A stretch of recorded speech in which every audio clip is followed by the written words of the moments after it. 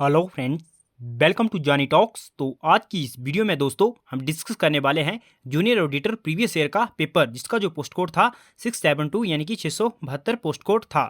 और दोस्तों ये जो पेपर है ये जीओए अकाउंट्स 932 एग्जाम के लिए काफ़ी हेल्पफुल रहने वाला है। और दोस्तों साथ ही में जो अकाउंटेंट के एग्जाम आने वाले हैं जिनके जो पोस्ट कोड हैं 951 और 949 हैं, उनके लिए भी ये जो पेपर है काफ़ी हेल्पफुल रहेगा।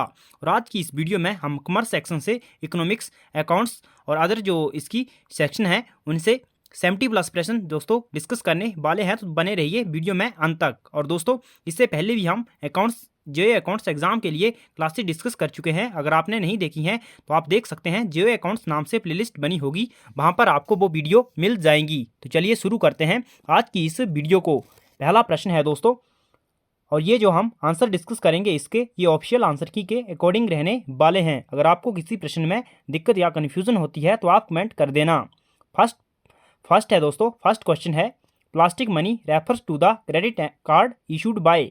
प्लास्टिक मुद्रा से संदर्भ है डैश डैश के द्वारा जारी की गए क्रेडिट कार्ड। तो दोस्तों plastic money refer to the credit card issued by, option A जो है वो सही हो जाएगा, आरबीआई इसका ऑप्शन ए करेक्ट हो जाएगा, आरबीआई।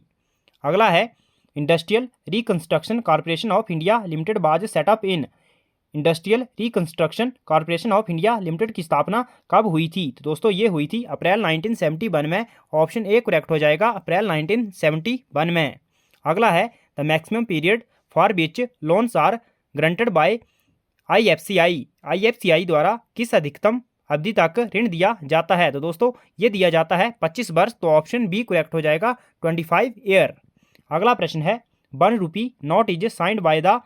आपको बताना है 1 रुपए की नोट पर किसके हस्ताक्षर होते हैं? तो दोस्तों 1 रुपए की नोट पर हस्ताक्षर होते हैं भारत के वित्त मंत्री के, finance minister of India, option B correct हो जाएगा, finance minister of India. Next question है, under the lead bank scheme the scheme of finance is prepared by. अग्रणी बैंक योजना के अंतर्गत वित्त की योजना तैयार की जाती है। तो दोस्तों ये तैयार की जाती है आरबीआई के द्वारा, ऑप्शन डी करेक्ट हो जाएगा, आरबीआई, ऑप्शन डी करेक्ट हो जाएगा। नेक्स्ट है, the rate at which one bank give loan to the other bank is called. वह दर जिस पर एक बैंक दूसरी बैंक को ऋण देते हैं वो कौन सी दर कहलाती है? तो दोस्तों वह कौन सी दर है? ऑप्शन बी जो है इसका सही हो जाएगा, prime lending rate, option B जो है वो सही हो जाएगा। दोस्तों इसमें इस प्रश्न में कंफ्यूजन है, प्राइम लेंडिंग रेट होगा या फिर बैंक रेट होगा, इसमें आप कंफर्म करके कमेंट करके बता दें, या फिर प्राइम लेंडिंग रेट है आंसर की में ऑप्शन बी दिया हुआ है। अगला है, the sponsoring commercial bank share in RRB is. तो आपको बताना है आरआरबी में स्पॉन्सरिंग वाणिज्यिक बैंक का हिस्सा कितना है? तो दोस्तों ये है 35%, ऑप्शन सी करेक्ट हो जाएगा, 35%।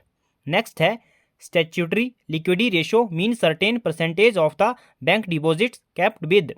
सांविधिक तरलता अनुपात से तात्पर्य डैश डैश के पास रखा बैंक का जमा निश्चित प्रतिशत है। तो दोस्तों ये जो है स्टैट्यूटरी लिक्विडिटी रेशियो कहाँ रखा जाता है? ये रखा जाता है, ऑप्शन इसका बी जो है वो सही हो जाएगा, commercial bank itself, option B जो है वो सही हो जाएगा। और एक होता है जो सीएसएस होती है, सॉरी सीआरआर होता है, कैश रिजर्व रेशियो, वो बैंक कौन सा बैंक अपने पास उसको रखता है, या आपको कमेंट करके जरूर बताएं। अगला है, which of the following is a selective credit control. निम्नलिखित में से कौन सा चयनात्मक ऋण नियंत्रण है? तो ऑप्शन आपके सामने है, जल्दी बताइए। तो इसमें regulation of customer credit, option D जो है इसका सही हो जाएगा, regulation of customer credit, option D सही हो जाएगा। नेक्स्ट है, आपको CRAR की फुल फॉर्म बतानी है, इसका मीन्स क्या है, इससे क्या तात्पर्य है? तो दोस्तों CRAR से जो तात्पर्य है वो है capital to risk asset ratio, तो ऑप्शन इसका डी जो है वो सही हो जाएगा, ऑप्शन डी करेक्ट हो जाएगा। नेक्स्ट है, क्रेडिट मल्टीप्लायर मीन्स। तो क्रेडिट मल्टीप्लायर का क्या अर्थ है, यानी कि क्या तात्पर्य है इससे? तो आपने यह बताना है, ऑप्शन आपके सामने है, जल्दी बताइए। तो इसका जो सही आंसर होगा ऑप्शन डी इसका सही हो जाएगा, बोथ ए एंड बी इसका सही आंसर है। अगला है, dumping mean selling goods. Dumping से तात्पर्य है वस्तुओं का विक्रय, तो आपको बताना है डंपिंग मीन्स सेलिंग गुड्स, इससे क्या तात्पर्य है? तो दोस्तों ऑप्शन आपके सामने है, तो इसका सही आंसर है बिलो एक्चुअल प्राइस, यानी कि वास्तविक कीमतों से कम कीमत पर तो ऑप्शन ए इसका करेक्ट हो जाएगा। नेक्स्ट है export import bank of India was established on, तो आपको बताना है जो एग्जिम बैंक है दोस्तों इसकी स्थापना कब हुई थी। ऑप्शन आपके सामने है, जल्दी बताइए। तो इसकी स्थापना हुई थी जनवरी 1, 1982, तो ऑप्शन डी इसका करेक्ट हो जाएगा। अगला प्रश्न है the headquarter of Asian development bank is, तो दोस्तों जो एडीबी बैंक है इसका जो मुख्यालय है वो है मनीला में, फिलीपींस के मनीला में, तो ऑप्शन इसका बी सही हो जाएगा, मनीला। नेक्स्ट है India's deficit in balance of payment can be better described as, Bharat का भुगतान संतुलन घाटा इस प्रकार बेहतर दर्शाया जा सकता है, तो ये दर्शाया जा सकता है सस्टेंस डेफिसिट यानी कि आहार घाटा, ऑप्शन बी जो है वो सही हो जाएगा। नेक्स्ट है the concept of income term of trade is given by, व्यापार के आय पदों की संकल्पना दी गई थी, तो दोस्तों ये दी गई थी डोरेंस के द्वारा, ऑप्शन डी करेक्ट हो जाएगा, डोरेंस। नेक्स्ट है the SDR scheme came into existence in, आपको बताना है जो एसडीआर योजना थी ये किस वर्ष अस्तित्व में आई थी। दोस्तों ये आई थी, ऑप्शन ए जो है इसका सही हो जाएगा, 1969 में। नेक्स्ट है movement of non monetary gold is include in BOP, BOP में अमौद्रिक स्वर्ण की गति शामिल है, तो दोस्तों इसका ऑप्शन ए सही हो जाएगा, हाँ यानी कि यस, ऑप्शन ए करेक्ट हो जाएगा।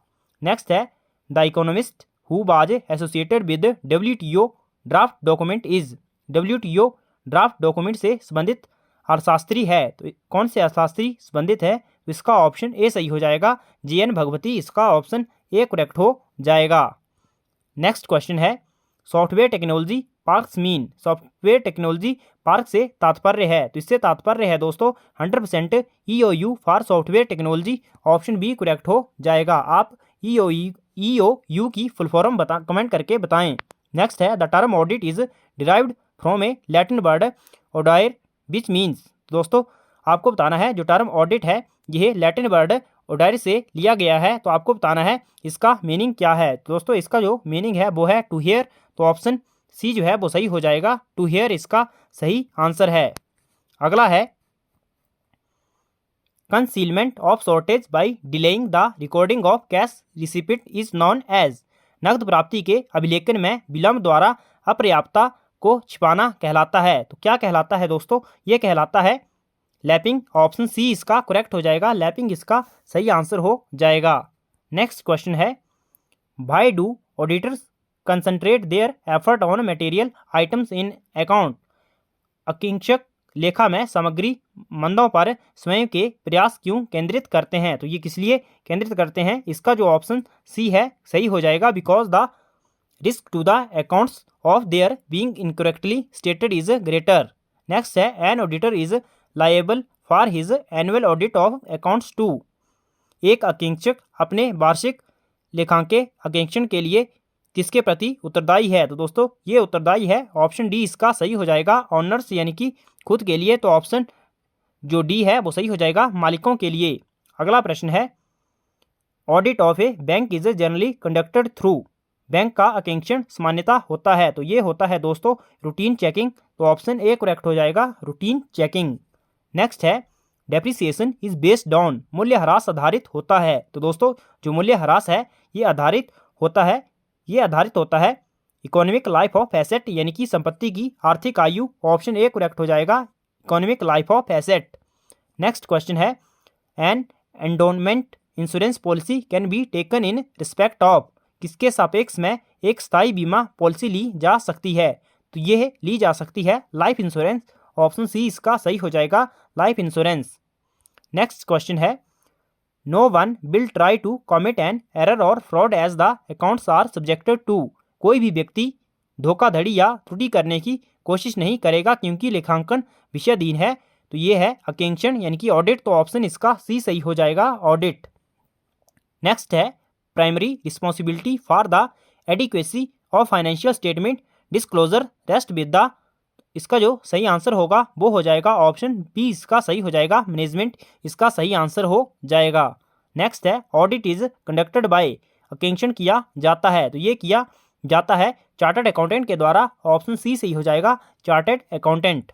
नेक्स्ट है the investigation is related to critical checking of, जो इन्वेस्टिगेशन है यानी कि अन्वेषण है डैश डैश की विवेचनात्मक जांच से संबंधित है, तो ये संबंधित है पार्टिकुलर रिकॉर्ड्स यानी कि विशेष अभिलेखों, ऑप्शन बी करेक्ट हो जाएगा। नेक्स्ट है which type of audit is conducted by the internal audit staff, आंतरिक अंकेक्षण स्टाफ द्वारा किस प्रकार का अंकेक्षण किया जाता है, तो दोस्तों ये किया जाता है इंटरनल ऑडिट, ऑप्शन सी सही हो जाएगा इंटरनल ऑडिट। नेक्स्ट क्वेश्चन है a performance audit can be a review of a program to assure that it is, एक निष्पादन अंकेक्षण किसी प्रोग्राम का पुनरीक्षण ये सुनिश्चित करने के लिए हो सकता है कि वह है, तो इसका जो ऑप्शन है दोस्तों इसका ऑप्शन डी जो है वो सही हो जाएगा satisfying it's objective, option D सही हो जाएगा उद्देश्य को संतुष्ट करने वाला। नेक्स्ट है external auditor is responsible for, दोस्तों एक्सटर्नल ऑडिटर जो होता है रिस्पॉन्सिबल होता है एक्सटर्नल ऑडिट के लिए, ऑप्शन बी करेक्ट हो जाएगा एक्सटर्नल ऑडिट। नेक्स्ट क्वेश्चन है an audit program is set of dash dash which are to be followed for proper execution of audit, एक अंकेक्षण कार्यक्रम डैश डैश का समुच्चय है जो अंकेक्षण के योग्य निष्पादन के लिए अनुसरित होता है, इसका सही आंसर है दोस्तों निर्देशों यानी कि इंस्ट्रक्शन, ऑप्शन सी सही हो जाएगा इंस्ट्रक्शन।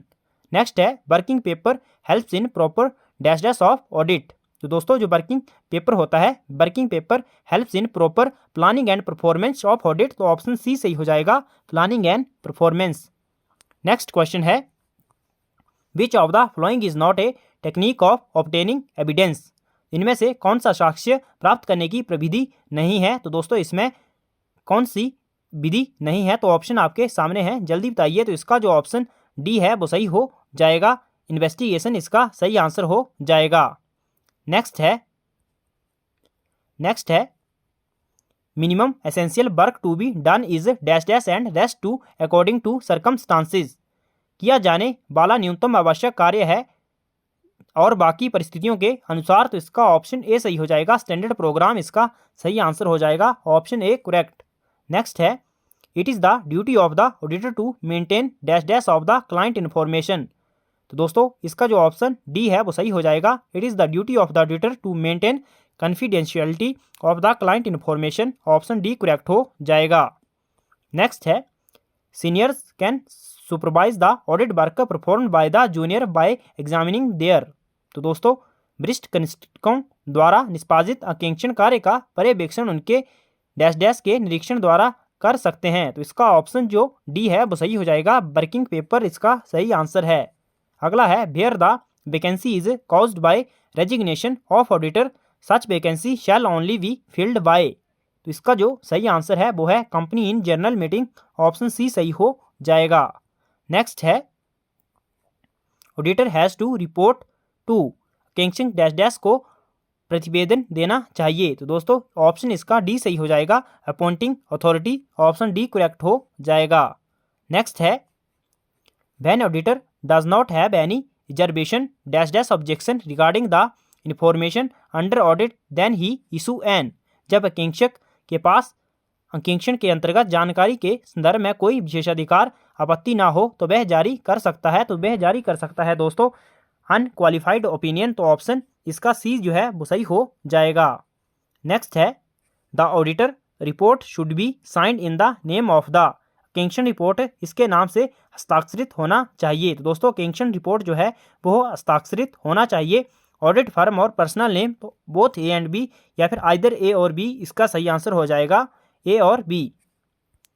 अगला है whether the management can restrict the scope of work of external auditor, क्या प्रबंधन बाह्य अंकेक्षक के कार्यक्षेत्र को मर्यादित कर सकता है, तो इसका ऑप्शन है दोस्तों बी सही हो जाएगा नहीं, इसका सही आंसर है नहीं कर सकता। अगला है section 2271A require an auditor to inquire whether the position as stated in the books is correct regular and is, तो इसका जो सही आंसर है वो है नॉट मिसलीडिंग, तो ऑप्शन डी इसका करेक्ट हो जाएगा। अगला प्रश्न है दोस्तों, तो अगला है the duties of an auditor are, अंकेक्षक के कर्तव्य हैं, तो दोस्तों अंकेक्षक के कर्तव्य हैं मैनी एंड वेरिड यानी कि अनेक और विविध, तो इसका ऑप्शन डी करेक्ट हो जाएगा मैनी एंड वेरिड। नेक्स्ट है in case information is not supplied to the auditor he can report the same to the, इसका जो ऑप्शन सी है वो सही हो जाएगा। मेंबर इसका सही आंसर है ऑप्शन सी मेंबर्स। नेक्स्ट है every auditor appointed under section 2241 must intimate to the registrar within dash dash days of the receipt of intimation of appointment from company. तो दोस्तों कितने डेज के अंतर्गत, तो इसका जो ऑप्शन है ऑप्शन सी इसका करेक्ट हो जाएगा 30 days, within 30 days option C correct हो जाएगा। नेक्स्ट है the first directors are appointed within dash dash of the date of the registration of the company. तो दोस्तों ये है 1 मंथ, तो ऑप्शन ए करेक्ट हो जाएगा 1 मंथ। नेक्स्ट क्वेश्चन है the term company is defined under which section of the concern act, संबंधित अधिनियम की किस धारा के अंतर्गत कंपनी पद परिभाषित है। तो दोस्तों संबंधित अधिनियम ऑप्शन इसका जो ए है वो सही हो जाएगा, धारा 31 इसका सही आंसर हो जाएगा, ऑप्शन ए करेक्ट हो जाएगा। नेक्स्ट है maximum number of person in case of partnership banking business is, साझेदारी बैंकिंग व्यवसाय के मामले में अधिकतम व्यक्तियों की संख्या है। दोस्तों अधिकतम व्यक्तियों की जो संख्या है ऑप्शन इसका ए जो है वो सही हो जाएगा, 10 इसका सही आंसर हो जाएगा। नेक्स्ट क्वेश्चन है under which section A private company can automatically converted into public company, तो कौन सी सेक्शन के अंतर्गत, तो दोस्तों इसका ऑप्शन बी जो है वो सही हो जाएगा, 43 सेक्शन के अंतर्गत प्राइवेट कंपनी स्वतः एक पब्लिक कंपनी में रूपांतरित हो जाती है। नेक्स्ट है liability under which section may be imposed only if it is proved that the company's business has been carried on with a view to defraud the creditors. तो दोस्तों किस धारा के अंतर्गत, तो इसका ऑप्शन सी जो है वो सही हो जाएगा 542 542। नेक्स्ट है in case of non profit making companies books of accounts are required to be preserve for how many year, तो इसका ऑप्शन बी सही हो जाएगा, 4 ईयर इसका सही आंसर है।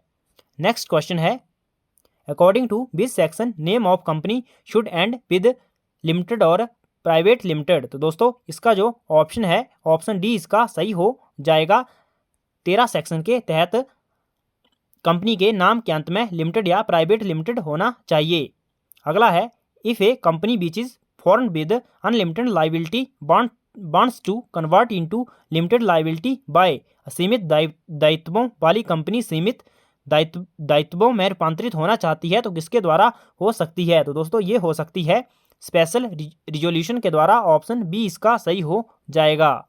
नेक्स्ट है company should file a prospectus in case of conversion of private company into a public company within how many days from the date of resolution, तो दोस्तों निजी स्वामित्व वाली कंपनी के लोक स्वामित्व वाली कंपनी में रूपांतरण के किस्से में प्रस्ताव की दिनांक के कितने दिनों में कंपनी को प्रविवरण फाइल करना चाहिए, तो दोस्तों ये है 30 दिनों के, ऑप्शन ए जो है वो सही हो जाएगा 30 दिन।